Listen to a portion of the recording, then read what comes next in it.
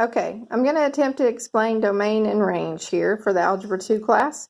So I'm going to write notes on here. I'm not going to show my face because, you know, it's 8:30 in the morning and I don't have on makeup.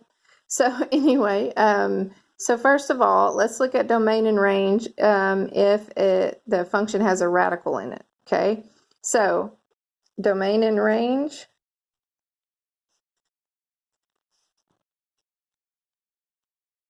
of a radical expression.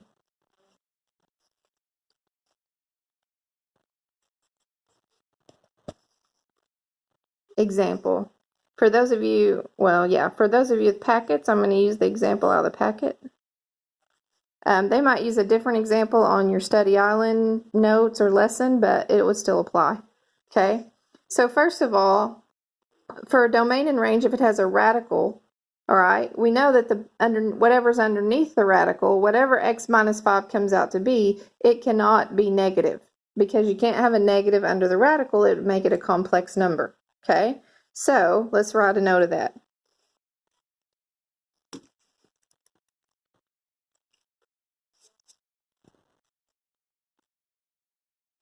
The part under the radical cannot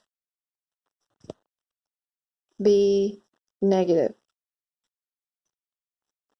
Okay, so what we do is we're going to take the guts, or the underneath the radical, the x minus 5, and it has to be positive. So positive numbers are greater than or equal to 0. So we're going to take the x minus 5 and set it greater than or equal to 0. Okay, so now we're going to solve this with simple algebra. Add 5 to both sides. That goes away. X is greater than or equal to 5. So this is your domain. Now, this is not really how we would write it. We would want to write it in the correct notation. So the way we would do that is two ways. Okay, we have set notation, which is a brace, and then you have the variable, whatever it is. In this case, it's going to be x, and a line that means such that, and then we would write x is greater than or equal to 5 and close our braces. Okay, so that this part goes here.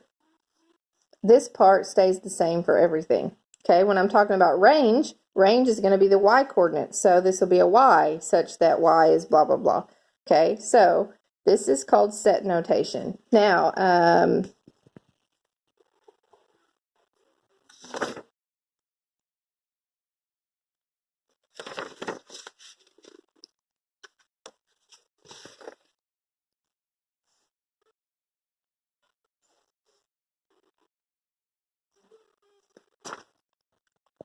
all right, for graphs and stuff, it's going to be a little bit different, but this is set notation.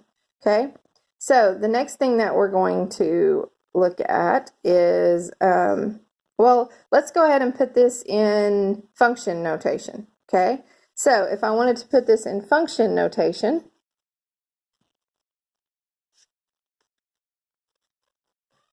so function notation uses parentheses and brackets. We've done this before, I just don't know if you remember it. So x is greater than or equal to 5 means that it starts at 5 and it goes on forever. It goes forward to positive forever. So we would put a bracket and a 5. The bracket indicates that it's got the line under it. It's equal to it. If it didn't have a line under it, we would use a parentheses instead of a bracket. And then a comma, and then since it's greater than 5 and it just keeps on going, that's going to be to infinity. And infinity always has a parentheses. So this would be your function notation. Okay, set builder notation, function notation. All right, let's look at the range now. So range.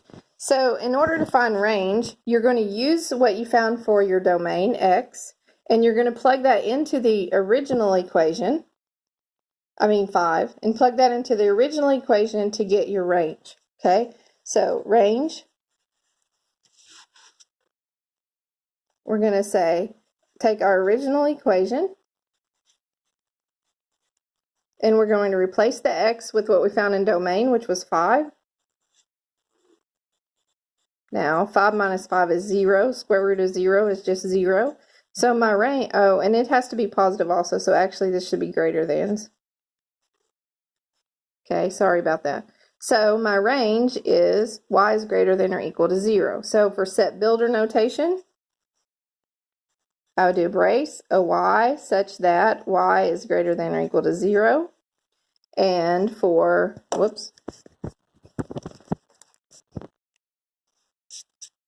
for function notation, it would be a bracket, 0, comma, and it would go to infinity, parentheses.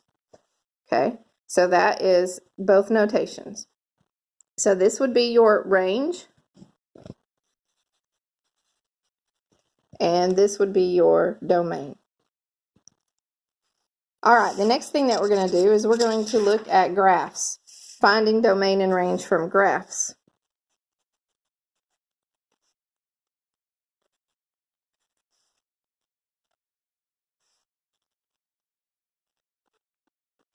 So instead of drawing the graph, I'm going to refer to a graph that's already drawn for me up here. Okay, look at this graph right here. So to find domain and range of a graph, you're going to use your pencil. So domain, remember, is the x-coordinates, right? Domain is the x-coordinates. So as I go along here from less to big, or from, negative infinity to positive infinity, left to right, as I move along, I don't hit graph until -6. So my domain actually starts at -6. Then it keeps on going and going and going forever. It doesn't have any breaks in it or anything. So it goes from -6 to positive infinity. Okay, so we would write that like this.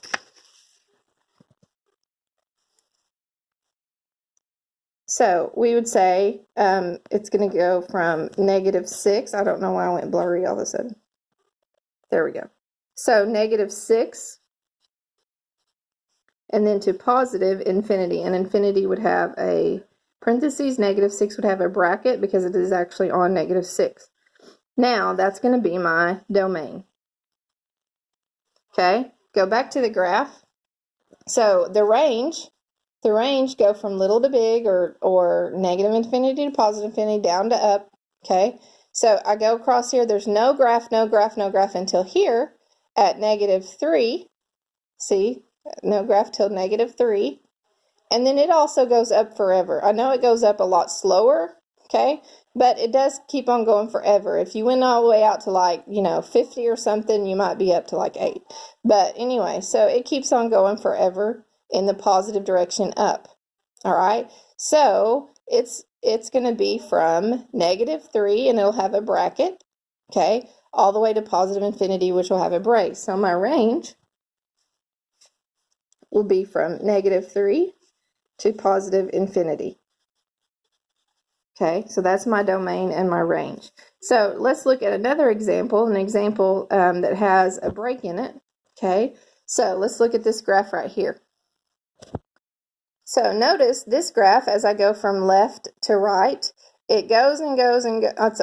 It goes forever and to negative infinity. Okay, keeps on going, and then stops here at 2. Okay, it's counting by 2s. So it stops here at 2. It approaches 2, but it never crosses it. Okay, so it goes from negative infinity to 2, and then it starts up again after 2 and goes to positive infinity. So we would have a break at 2. We have a break in our domain. So we would write that like this.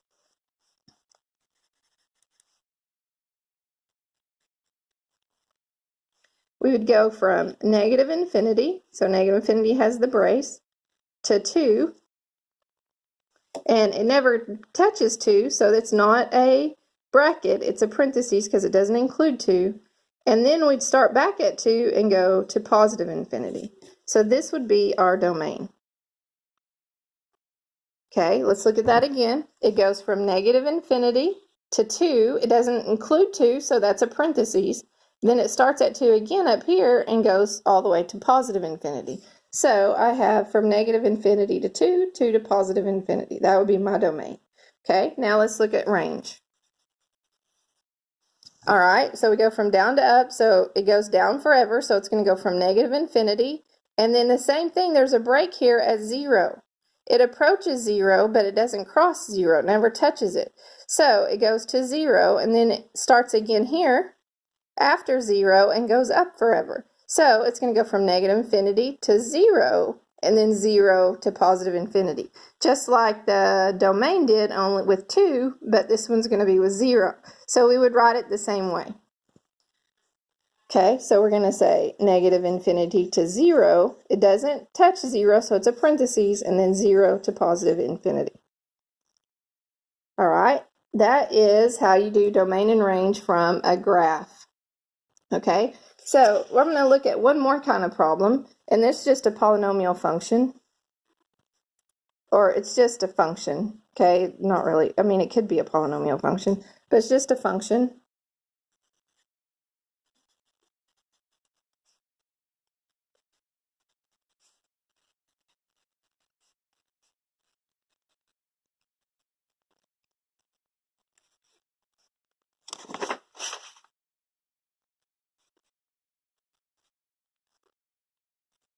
Okay, so this is just a regular function. It has no radicals in it.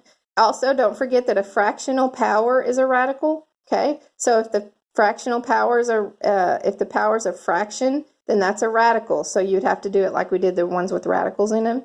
Okay, it doesn't though. It doesn't have a fraction power. It doesn't have any radicals. It doesn't have a denominator. All right.